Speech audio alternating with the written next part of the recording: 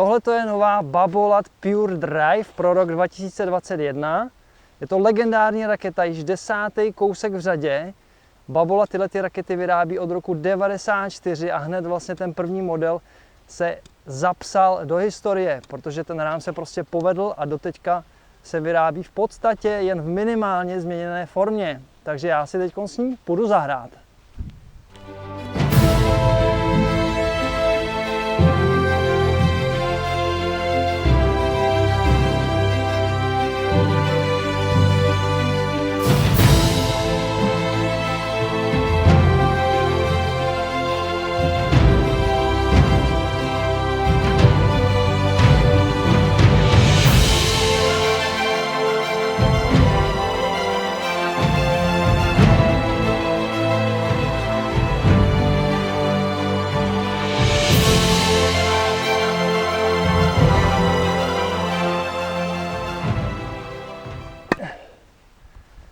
Takže Pure Drive, v překladu čistá síla. Tyhle rakety přesně vyjadřují ten název. Jsou to všestranné rakety pro široké spektrum hráčů. Od hobíků až po ty nejnáročnější profíky. Tenhle ten kus, co mám, tak je to klasika, 300 gramový kousek, bez výpletu.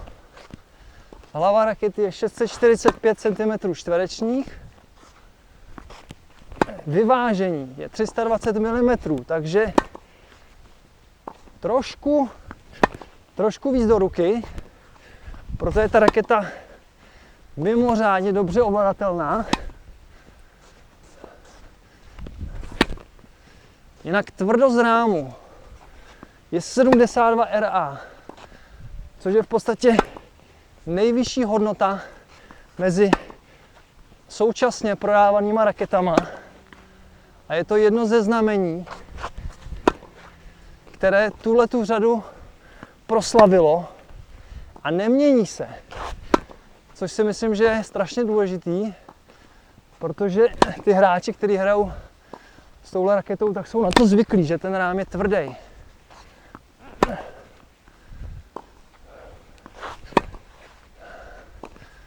Tenhle ten model je updateovaný o některé nové technologie. Především je to technologie HTR systém a v překladu je to High Torsional Rigidity, neboli vysoká torzní tuhost toho rámu. Takže zase přidali určitý prvky do rámu a zpevnili ho. Babolat hovoří vlastně o tomto modelu jako o poměrně zásadním, co se právě týče té konstrukce vlastně toho celého těla, toho rámu. Protože umožňuje hráčům prostě do těch úderů chodit a ta raketa výborně přenáší energii do míčku. Což je hrozně důležitý. Vy nechcete, aby ta energie šla někam pryč. Vy potřebujete, aby šla přesně do míče. A to právě zajišťuje tenhle ten systém. Druhá nová nebo inovovaná technologie se jmenuje SVX Pure Feel. Ta už tady v podstatě byla u těch předchozích modelů, ale teď je upravená tak, že do té konstrukce rámu byl přidán ještě jeden tlumící pásek od firmy SMEC, která například vyrábí nebo konstruuje raketoplány a letadla. A je to takový tlumící pásek, který tlumí nechtěné vibrace, nebo nepříjemné vibrace. A do ruky se tak hráčům dostává jenom ta informace, kterou vlastně oni potřebují.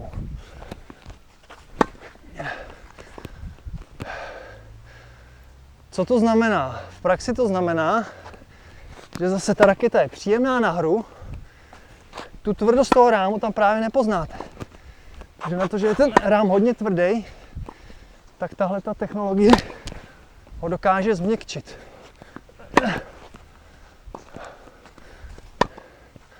Jinak s touhle raketou nastupuje třeba Karolína Plíšková, Fabio Fognini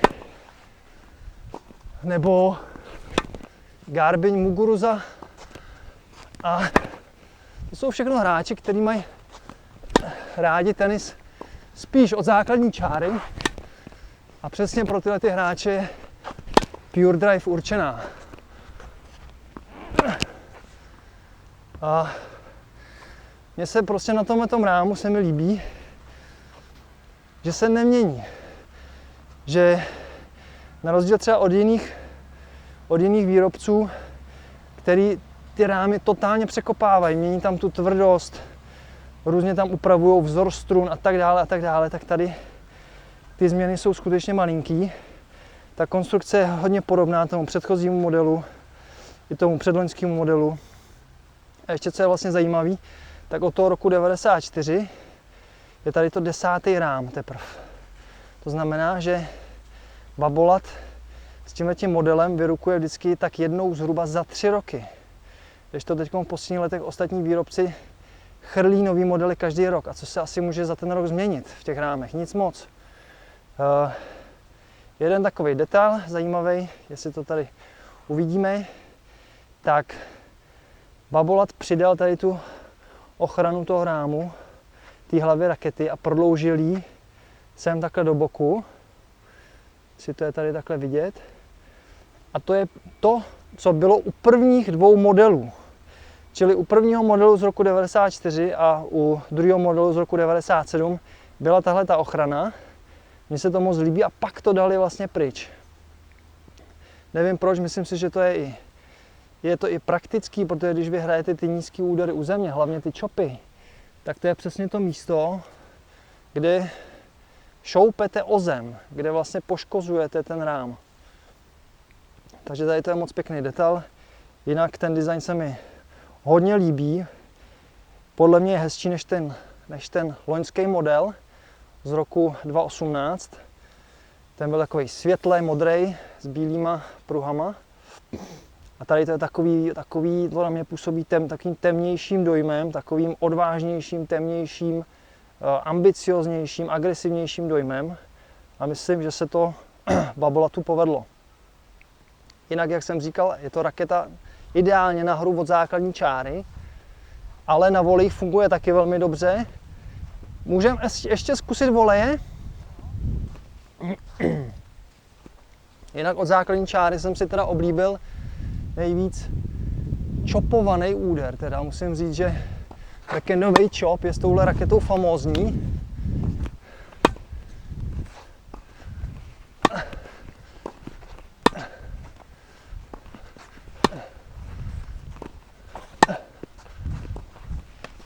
O, hezky.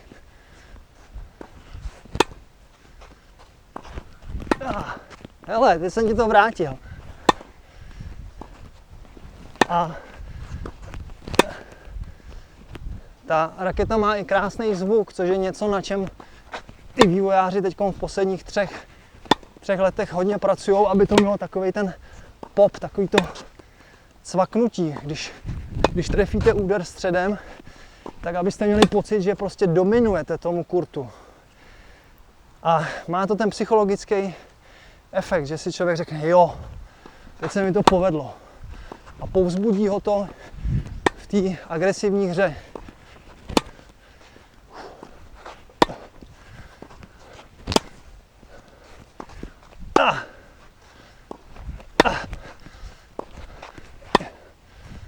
Tak. Ještě zkusím smeč. Jinak trošku zpočátku jsem si zvykal na takovou, řekněme, baculatost té rakety, nebo takovou, řekněme, pocitově vyšší hmotnost než je 300 gramů, ale je to jen první třeba hodinka, dvě, když si člověk zvykne na celkový vyvážení rakety. Sakra, nízko. A pak už to člověk může třískat hlava nehlava. Tak jo, ještě dám teda pár podání.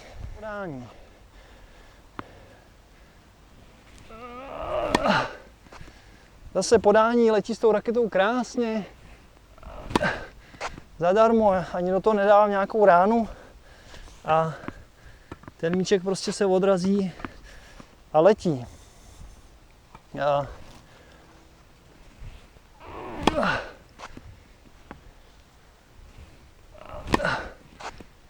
Si můžu poprosit záběr jako ze zadu.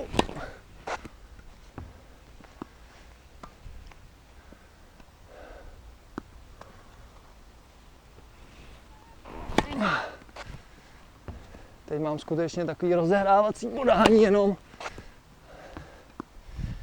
Jedna věc, na kterou tahle raketa určitě není. A to je přesnost. Jako nebudete s ní vymetat rušky. Milimetrová hra s ní není možná.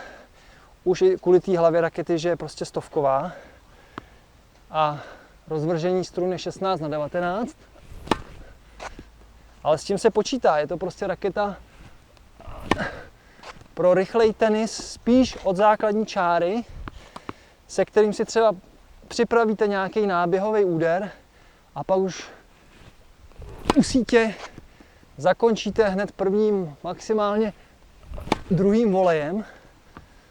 A není to raketa na nějaký delší přestřelky u sítě, protože přece jenom je taková macatější, ten rám je širší. Má tuším 23 a 26 mm. Takže to není jako u Wilson Pro Staff, kde je ten rám 21,5 mm. Tak, poslední dvě podání. Zkusíme zrychlit. Čára. Tak, ty se mi povedly nakonec. Takže závěrečné rezumé. Říkám to furt, říkám to vždycky. Když nebudete vědět, jakou raketu si koupit, ať už jste začátečník, nebo pokročilý, nebo závodní hráč, a budete chtít třeba něco změnit, na první, co by vás mělo napadnout, na první dobrou, tak je Babolat Pure Drive. S touhle raketou budou hrát dobře všichni se v té raketě najdou. A nejenom v této 300, ale oni vyrábí samozřejmě i těžší tour verze, prodlouženou verzi a pak i lehčí light verze, kde se bavíme o nějakých 285 gramech. Hrozně univerzální raketa, výborná hra s ním.